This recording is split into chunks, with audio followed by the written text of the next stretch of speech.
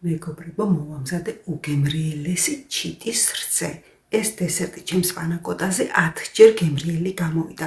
მოვამზადეთ, მადლობას გადამიხდეთ. ნუ ზოგი გამლაწავს კომენტარებში, მაგრამ არ აუჩევს.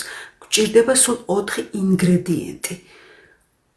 2 სავსე სუფრის კოვზი ჟელატინი, თუ უფრო მყარი მასა გინდათ ჟელი ბონივით დავუმატეთ მესამე სუფრის კოვზი, დავასხი 100 მილილიტრი ოთახის ტემპერატურის წყალი და დავდგი ასაფუებლად 20-30 წუთით. არევა არ ჭირდება.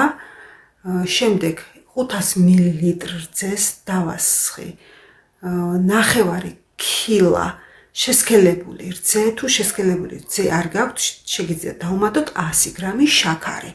შემდეგ დავუმატე 9 შეკვრა ვანილი, აფუებული ჟელატინი, შემოვდგი გასქურაზე, არ უნდა აადუღოთ, არავითარ შემთხვევაში მოურიეთ ხოლმე, რომ უფრო სწრაფად გადნეს ჟელე, უნდა გაცხელდეს ჟელატინი, არავითარ შემთხვევაში არ აადუღოთ.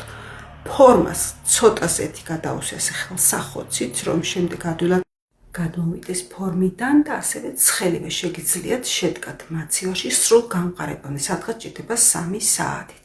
მეორე ფენისთვის ასევე დაგჭირდება 2 სავსე სუფრის კოვზი ჟელატინი, თუ მყარი მასა გინდათ უფრო, დავუმატეთ მესამე კოვზი, მაგრამ ასე გამოდის უფრო ნაზი ტექსტურა. დავუმატე 100 მილილიტრი წყალი და ავთქვი ასაფუებლად 20-30 წუთით. შემდეგ 9 ლიტრ რძეს დავუმატე 2 სავსე სუფრის კოვზი კაკაო, მიყვარს კაკაო, მეტიც შეგიძლიათ თქვენ გემოზია დამოკიდებული, 9 შეკვრა ვანილი და კინაღამ დამავიწყდა 9 კილა შესქელებული რძე.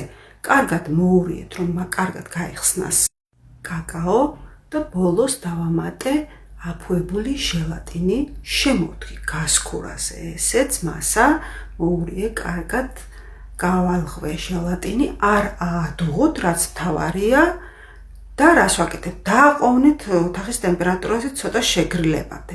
უკვე კარგად გამყარებულ პირველ ფენას ძალიან ნელ-ნელა, აი ასე დაახვედრეთ ქვემოდან კოვზი, ერთად არ შვლიპოთ ზედა მასა, თორემ აირევა, კარგად არ დარჩდება ლამაზად და ნელ-ნელა შეგიძლიათ დაამატოთ ბოლომდე. მეგობრებო, თუ მოგწონთ ჩემი ვიდეოები, ძალიან გთხოვთ გამომიწეროთ.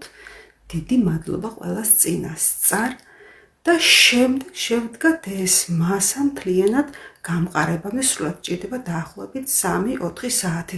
ზემოთ დარჩება შავი წერტილები, არ შეგეშინეთ, ეს სრულად გაქრება.